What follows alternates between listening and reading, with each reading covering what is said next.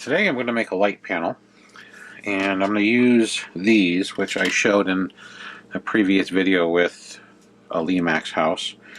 They are yard lights. You're supposed to turn them on and throw them into your grass. Most of them don't work, which is why none of these do.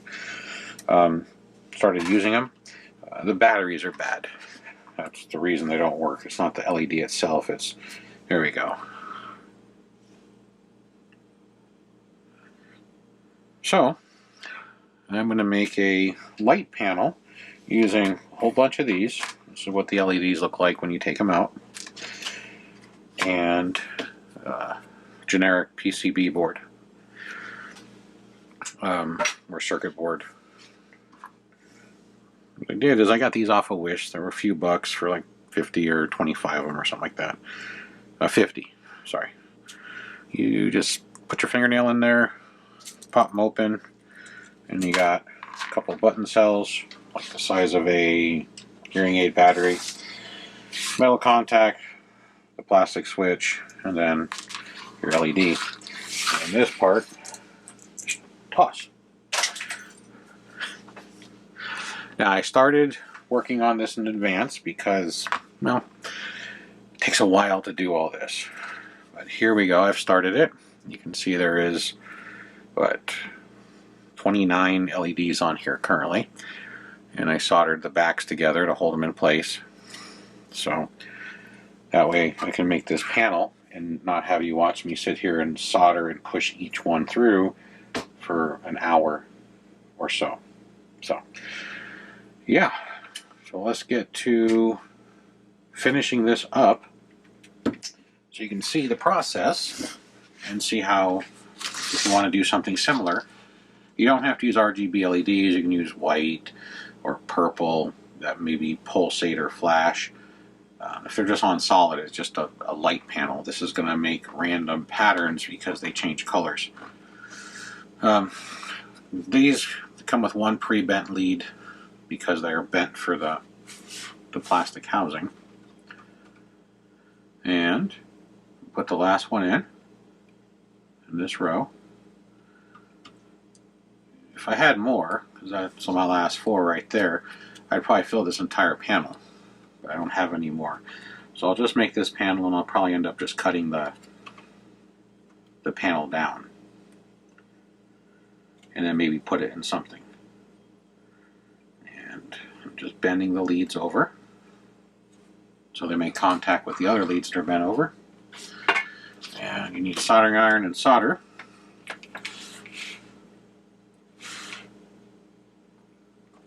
And I'm using tape, as you can tell, to act as a little table where the LEDs can sit inside the recess, the hole, and keep the circuit board flat and not wobbly.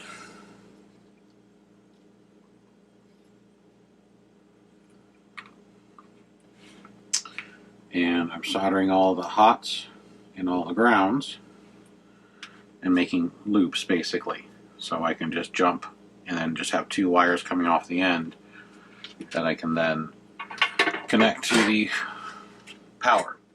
These LEDs run at 3 volts, so they do not take a lot of power. Here is some wire, got at the Goodwill. It's a very light wire. It's probably what was used for telephone wire at one point. It's solid core, which isn't always recommended for a lot of things because it doesn't have a lot of you can only bend it so many times before it snaps. So you're reduced on how much flexibility you actually have. But when I'm using it for jumper soldering, where I'm jumping from pad to pad to pad, I'm not too concerned about it. I'm not going to be flexing the wire. So, anyhow, as you can see, or try to, this in a row, this in a row, and this in a row are these pads here, and then every 3rd row is the other connections. So you got the hots and the grounds. Well, I want to hook them all together, so when I give it power, they all come on at the same time and not have to switch connections. So now I can jump them on the backs or across these pads. I did solder some main points on the big fat pads that you might see on these ends, just to give it an anchor point, and also I can solder a wire there if necessary for a power panel, to power the panel. Let's rephrase that. So I'm going to connect this to this to this, so every other one. And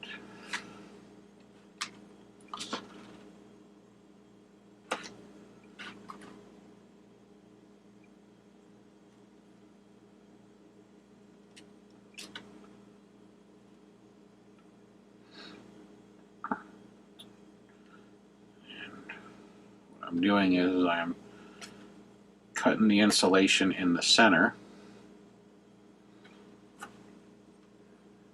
so that way I can just lay it across and it's insulated across the other polarity.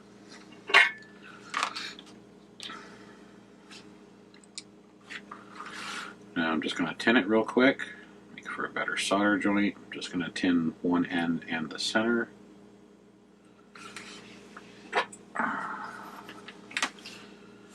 Set that there.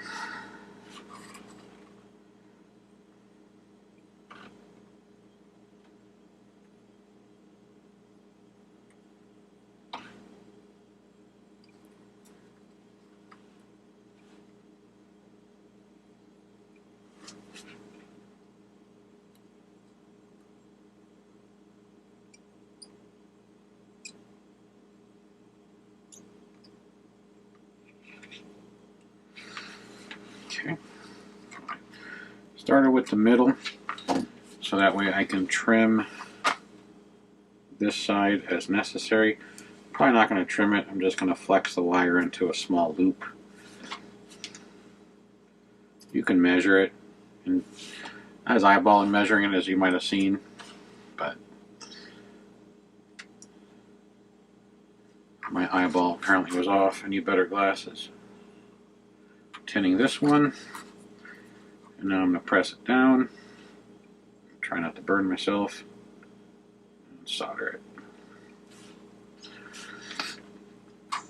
So I now have the two that are, how I did it was 2, 2, 2 as you saw, 1, 1, 1. So these 3 sets of 2 are now all soldered together. Now I need to jump the other ones. So another piece of wire. And let's see if we can do a slightly better eyeballing here.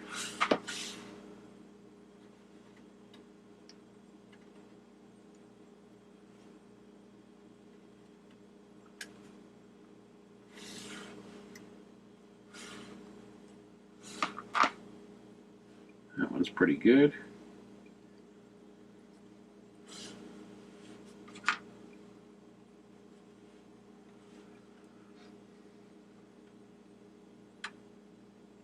Now the previous video, or one of the previous videos where I did this to the ice cream shop, it looks pretty good. I don't know how well it, you can all see it on camera, but that was a small version of this. This is just a bigger one, just to have fun, not to specifically use in a display.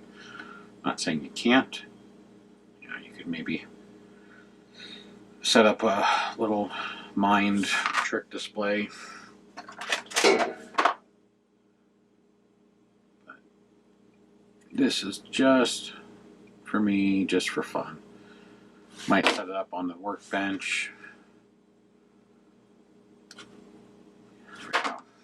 So I'm going to do the same thing. I'm just going to stick it in one of these slots so I can have it held. And I'm going to solder or tin the exposed copper sections.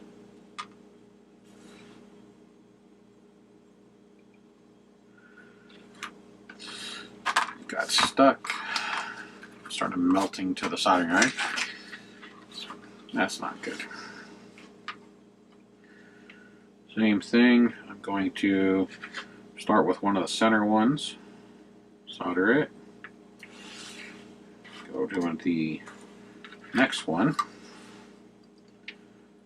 solder it, need some more solder.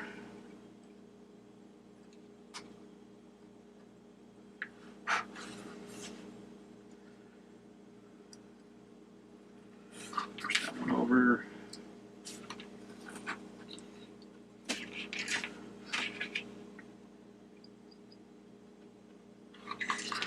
Solder that. And now the last one. Surprisingly, these lined up pretty good on this side.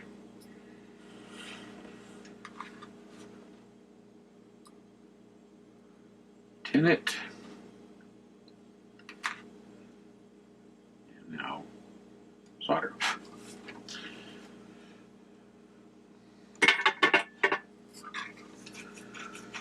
So technically, if I connect that there, this here, do that backwards.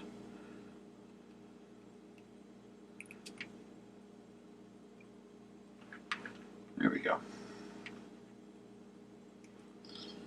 Oh, apparently I have a bad solder joint. Because that whole panel should be flashing, not just 3.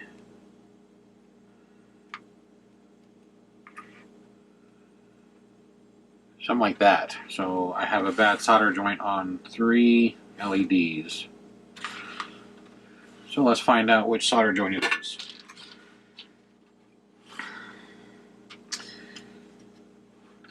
Some X-ray specs on. Second row in.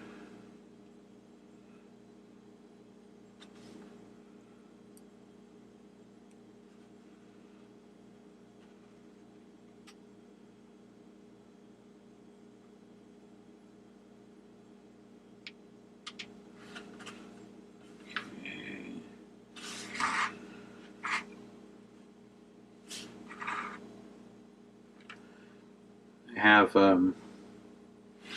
magnifying glasses on, trying to find where the solder joint is, because these all blend in and look the same. When you got the silver and the copper, I think it's right there.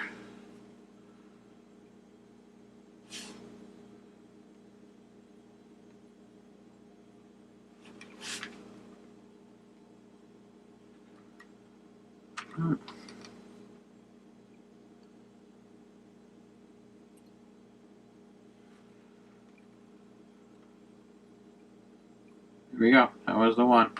So the first one wasn't bad. The second one was. It's still hard to tell with the what do they call them, jeweler's glasses or something. So let's turn it off. I'll start off in the same basic color because no 2 LEDs is the same as far as how they're made. They'll start going into, well, you can see random patterns. Let's see if we can see what this looks like in the dark. And I'm going to try, I'll probably put a small diffuser on it so it doesn't swamp out the camera. Yeah, that might help. Let's find out.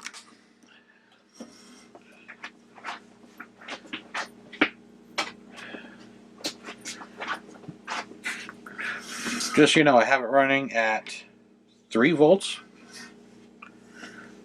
And it is pulling on average 0.25 amps, a quarter of an amp. So if you wanted to use a 3 volt adapter, it's not too terribly difficult. I don't know how that's appearing on the camera.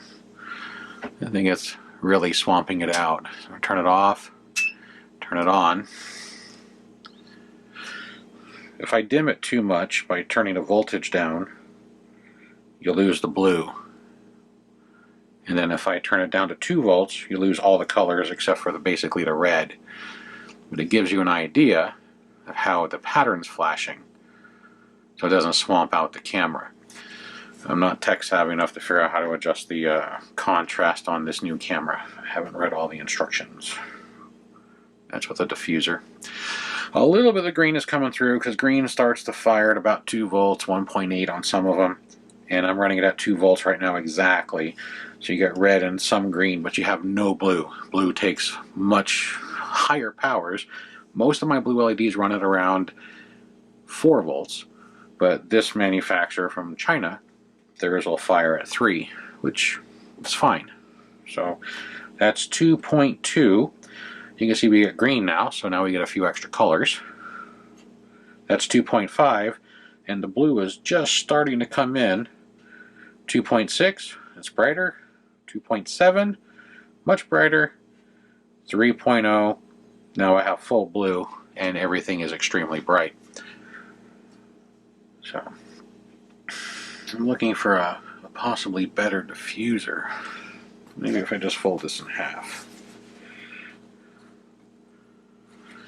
Yeah, let's try quartering this. So that's 4 layers. So, I mean, you could potentially use this for lots of things. You can make a little picture frame with multi-colors. The fact that they pick random patterns, they start off all together, and then you start seeing like these two start going out of sync. Now these two are going out of sync. It's all the same LED. They all wired the same. They all get turned on the same. And then you get these random patterns, which actually produces a really nice effect around the room. I'll try and shine it on the bench, which isn't really a good, since it's green. Let's try a lighter color. Let's just use the paper towel I use for cleaning up some of the solder flux, so you can see the white reflecting off the LED. So we'll do it again.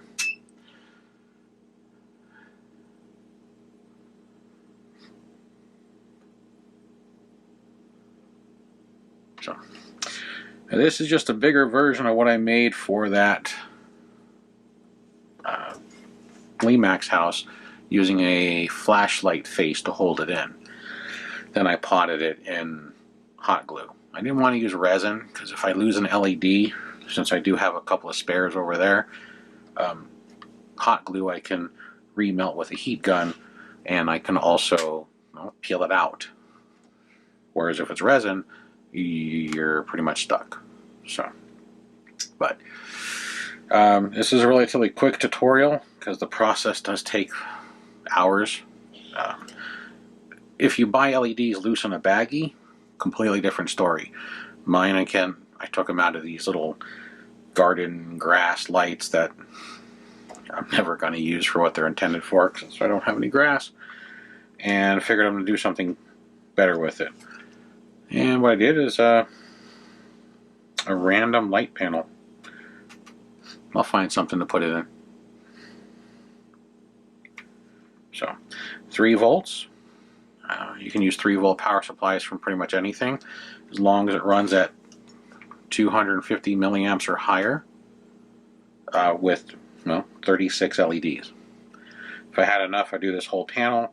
Based on the amount of lights and what it's taking, this whole panel would run almost a half an amp, give or take a hair, because it isn't a solid 250 milliamps. It's actually bouncing between 18 and 26, but it's averaging a high average, about 250 milliamps. So you can use a Lemax power adapter, a 3-volt power adapter from an old phone charger. You could do this on a USB 5-volt with a resistor, because if you put 5 volts to 3 volts, you tend to blow things up or burn them out. In this case, we just burn out the first LED in each run. Since they're wired in parallel, it should just pop the first ones on the solder pads. It might pop them all, I'm not saying it won't. So, if it's series, it's guaranteed to pop the first one. Even the back of the circuit board doesn't look bad. You can really see the way the colors come through the bottom of the LEDs. It's a better diffuser than what I was showing you based on the camera's viewfinder. So, the camera's viewfinder is showing it swamping it out because LEDs are extremely bright. But using the back of the circuit board with its slight translucentness, and then the copper pads and the little holes, yeah, so Anyhow, it's just something you can do with LEDs. You can make a mesmerizing light with it. So hopefully it's worked out okay as far as what you are trying to do, just to get ideas. You can use flashing LEDs, so it's like the red, whites, orange, even the flicker ones, the orange and yellow, and even the golden flickers that they use for candles. Hey, the camera went out of focus. Let's turn it over. I don't know why. Focus. There we go. I think it's just too much light, so I'll keep it upside down. But anyhow, you can do it with a whole bunch of different LEDs as long as they're not solid, meaning they rotate, flash, twinkle, flicker, whatever they want to call them as far as their patterns go. Like I said, I've done it to the one house now. Looks pretty good. I like it. This may not be your cup of tea, but this is just a basic tutorial showing the last step of the install, which is the same as the previous 35, to get a light panel that changes in random patterns, and runs on very low voltage and very low amperage, so it doesn't get hot or draw a lot of power. Till the next time, we'll probably be fixing more Lemax or Department 56. Have a good one.